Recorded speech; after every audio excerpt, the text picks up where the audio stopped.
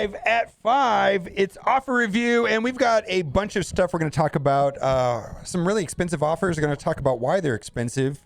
We're going to talk about some good value offers. We've got a couple, but I wanted to talk about Cosmic Crucible, and I was going to dismiss this idea right here, but I saw this post more than once on Reddit, where this is a person that has some complaints about Cosmic Crucible, but it mostly has to do was that my current lobby, one of my first two matches, because the other player wasn't even playing, that happened. And then another person, Cosmic Crucible status update, is that there was a big waste of time because the same thing is like, is anybody else running into this? Is where you're like, what's the point if your opponents don't care to participate? I know ranking can go up and down, but that's not a good sign if you already have players with 13 and TCP not participate for one reason or another.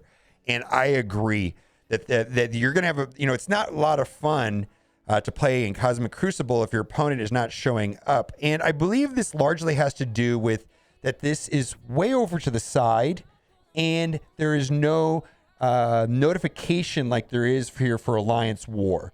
Like, I propose this, move this. There's an unused like find heroes or get heroes thing right here. Get rid of that. Put the Cosmic Crucible tab there. Have some sort of timer and countdown saying round 3 set defenses expires in 24 hours. Round attack phase round 1 for next 12 hours. They need to have some sort of timer and maybe a red dot of some kind.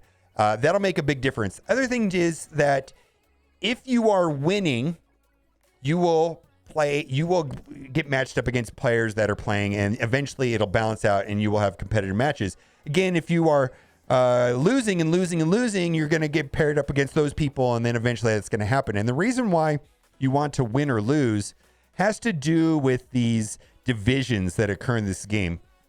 And the divisions are based off of the top player's score in the game. And we've guessed that the top player in the game has a top score of about 2,100. Like right now, myself, I'm about 1835. And that puts me right in the Diamond Division. And I found out I was in the Diamond Division because I could check my rewards. And the idea for me, at least my goal is, I want to get up into, it's kind of like Alliance War. I want to get up into the highest division as possible. And then as long as I'm maintaining, a 50% win rate, I'm going to be getting the optimal amount of rewards, because the difference between placing first or eighth doesn't matter that much, but being in a certain division does matter. And you by winning your matches, you're going to move up divisions, and then you're going to get better rewards. And at some point, you should be plateaued, be playing against competitive players and having a 50% win-loss ratio, and your rewards will be stabilized, because it really doesn't matter once you're in the correct division what your rewards are going to be. So I do think this is a problem that's going to stabilize over time. Now, we've speculated, and this was put up by Yuletide Bringer, that this was based off of the highest person in the game, maybe has a score of 2080. We don't know. We're guessing based off of what some numbers that we saw. So that means that here are the bandwidths of the score. Now, you don't see this score for very long. You only see this score like when you first log in after a round is over, and it just flashes on the screen. And if you don't screenshot it right there, then you'll forget. And then once it's not on the screen, it disappears forever, and there's no way of finding this number. So like when my score popped, it said win. I screenshot it and took note of it. And I'm about like 1835. So if I can get up to 1872, 1880, 1900, then I'll go up from diamond right here to masters, and then I'll get more points. All right, so that's just the way it works. Also, should I buy the 5th red star for Morgan Le Fay, or keep saving for the 5th red star for Doom? I've seen this question a couple times. It's very easy answer is definitely go Morgan Le Fay. Much higher value, costs 1,200 to take Morgan from 4 to 5, and Doom from 4 to 5 costs 3,000. And I believe that Morgan's just more meta right now, and the value is in Morgan Le Fay without a doubt. That was very, very this is a very black and white answer in my opinion. Definitely do Morgan Le Fay. Also, can we go back to 5-second arena matches? I gotta say, I do prefer that. Boy, this Dormhold and Darkhold on defense mirror matches. Now, I am using a hybrid team. I come across Dormhold every day, and I do use a team of like Agatha, Agatha, Emma, Morgan Le Fay, and Eternals, and it doesn't take the full 5 minutes, but some people are doing mirror matches, and that's real ugly. I don't particularly care for these, Infinity Watch versus Infinity Watch. I thought it was terrible. Darkhold versus Darkhold, not too much fun. I don't even remember. The Black Order versus Black Order wasn't that bad. You just had to do the flip second, but if you play Galaxy of Heroes, this reminds me of Jedi Knight Revan. Oh, mirror matches, not so much fun with Jolie reviving and all that stuff. Not so much fun. And then also these orbs. Has anybody got anything useful from the Supreme Pimtech orbs? These are the orbs that they do have Wong in them, but and some they have some Darkhold characters and they have Eternals. But it seems like my experience has been as I've been getting Pimtech is not so good. Okay, and then let's get into offer review, and we're going to talk about a bunch of stuff today in offer review. And specifically, we're going to talk about this offer at length right here, which we'll get to here in just a moment because there's 2 of them here in the store and there's only 1 of them in game. But let's toggle over to the game and we'll take a look at Weapon X. It's hard to know how good this team is going to be with Rogue and the unnamed 5th member of this team, but Phantom X himself seems not great as a standalone character. This is going to be a Cosmic Crucible team, but I was generally underwhelmed with him. He seems to be kind of like, that extra teammate on a team that doesn't really do anything. And we've typically had this, if you want to say like on the Black Order team, it was Corvus, and, in the Humans team, it was Karnak, and in the Asgardian team, it was Heimdall. Not all characters can be amazing. And, because then we'd have like infinite power creep. I kind of feel like that's this character. He's just there.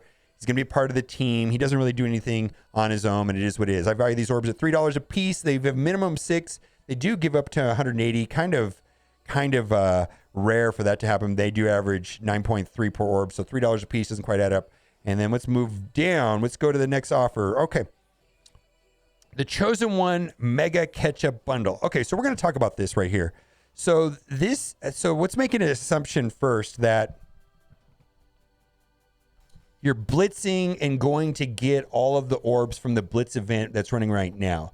And if you do that, you will be short 21 orbs from maxing out this event, the Chosen One event. And so there's basically 27 is the kind of the cap for free to play. And then the question you have to ask yourself is that, milestone 28, 29, and 30 are just an offer. It's an offer.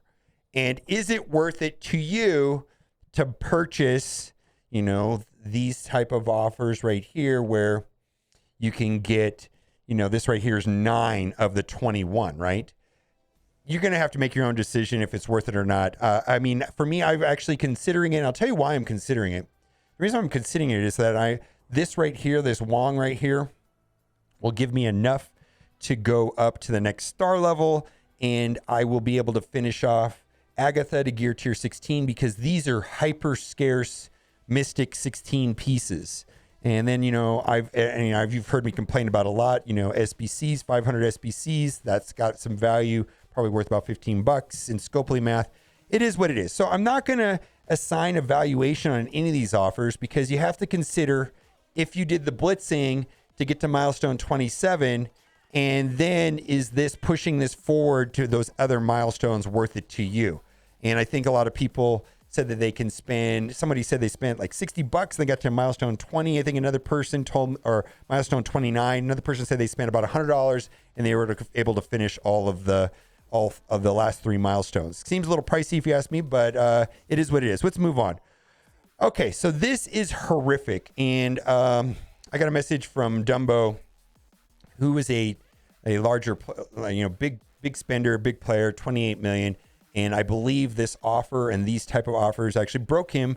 And this has been a very controversial offer among the Krakens. More so, it was that there was an offer the other day where you could buy it 18 times. And then there was 9 that you could buy in game. And then if you look in the web store right now, you can actually buy it twice, where in game, you can only buy it once. So right here, you can buy it twice. Now, I think this is a horrifically expensive, no-brainer, bad offer. Like in no world it makes sense to me. You need 715,000 of these and 200,000 of these to go from level 3 to 4. So basically you have to spend $150 to take a single character from Blue ISO 3 to Blue ISO 4. What do you get for that $150? Well, you get a 12% stat boost to health, armor, focus, and resistance, and a 2% stat boost to damage. My goodness. Now, Tony Scungili always made this point that these outrageous expensive offers, and keep in mind that there was 18 available of these the other day, and people spent $1,000. Or you could buy 9 of these in the offer the other day where you could spend $500 in game. But Tony Scungili made a good point that it's like this kind of offer actually is pretty good for free-to-play players, meaning that if you want to spend this money, go ahead. You're a crazy person. I don't care if you spend this money on the game. It doesn't impact me. If you're willing to spend $150 to get a modest increase to your characters, go for it. You do it. It doesn't affect me that much. You know, you're living in some weird realm. And then, you know, he also made a point that, and I'm going to summarize right here, that these $20 offers that have a lot of value actually hurt free-to-play players more. You know, you get all this extra stuff, you know, like, all this good stuff for $20. Well, the free-to-play player doesn't spend it, but yet, you know, everybody in their alliance does, or everybody in the arena sharks does, where this is just a very small player. And I got to tell you, this is kind of leads me to why I do offer review. And this is something that was brought to my attention before I started playing Marvel Strike Force from another developer, where they said that, you know, I made the case, and I think this is a logical case, you know, why are your offers so expensive? If you lowered the prices of your offers, you would sell more and make more money. And they were like, hold on a second. It's not how it works. And they had to explain something to me. And I don't know if, and it still annoys me today, the answer I got, and I don't really buy into it, but I'm going to explain it to you. What I was told is that, first of all, they're very smart and they went to a lot of years of college to understand these types of things. And if they could lower prices and make more money, they would have done it a long time ago. They know this. It's like, this is what they do. But they said the player base is actually in 2 segments. People that never spend no matter what, and people that always spend no matter what. Like this very polarizing thing. And you know, I'm sure you heard of the Pareto, like the 80-20 rule, like 80% of the players, 20% of the players are spending 80% of the money. No, in this game, it's like a 95-5. 5% of the players are bringing in 95% of the profits to this game. And when they lower prices, all they're doing is giving the people that were going to buy no matter what a lower price. And the lower price is not moving enough free-to-play players into the purchasing at all. And so things need to be expensive. And I know that it's not just this game or these type of games, because the other day I logged into Candy Crush and I literally saw in Candy Crush $100 macro transactions. This is something across all industries in the mobile space. And so like when I was playing Candy Crush in like 2011 or whatever, you know, they had like $1 offers and $2 microtransactions. Oh, microtransactions. They have macro transactions in Candy Crush, $100 offers, just like I do here in Marvel Strike Force. And so I don't like this idea. I don't like this concept. It goes against my core belief, you know, my core person. And that's kind of why I do offer review. I'm kind of hoping that people that buy stuff no matter what, you wake up a little bit and see how ridiculous this is.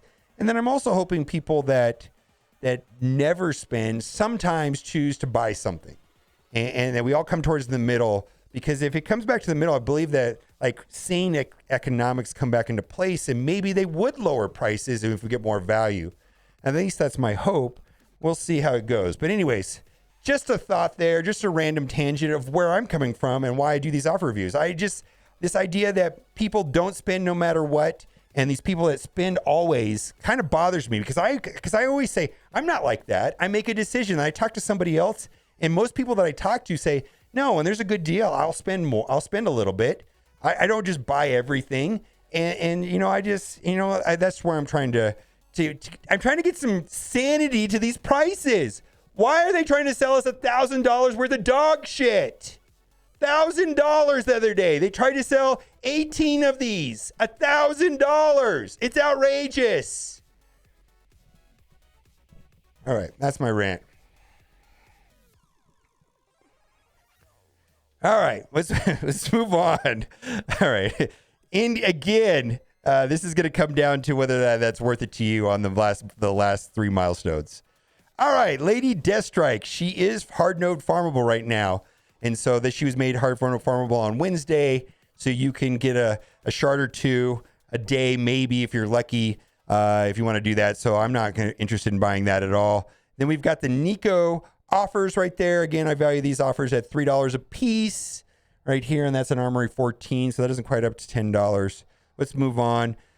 Agent Arts milestone offers. So this is the blitzing event that I was talking about, which was relatively easy.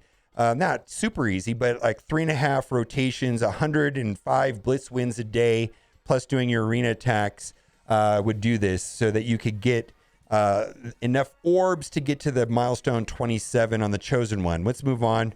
Again, same situation with these orbs. You're going to have to decide if it's worth it or not when you've maxed out. I definitely would wait until you've maxed out the blitzing event. All right, friendly neighborhood clone offer. So this is for Scarlet Spider. He is typically the one that most people are missing. Web Warriors kind of are just like a defensive team in War, defensive team even in Cosmic Crucible. Most people were using them to unlock Morgan Le Fay. They were kind of important for that.